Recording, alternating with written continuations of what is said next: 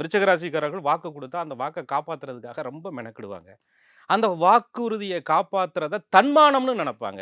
தன்மானத்திற்கு ஒரு இழுக்கு வரக்கூடாது, கெட்ட பேர் வரக்கூடாது அப்படிங்கிறத இவர்கள் ரொம்ப அவமானமாக நினைப்பார்கள். விருச்சிக ராசிக்காரர்களுக்கு காலச்சக்கரத்துக்கு 8வது ராசிங்கிறது போல அஷ்டமாதிபதி புதன்.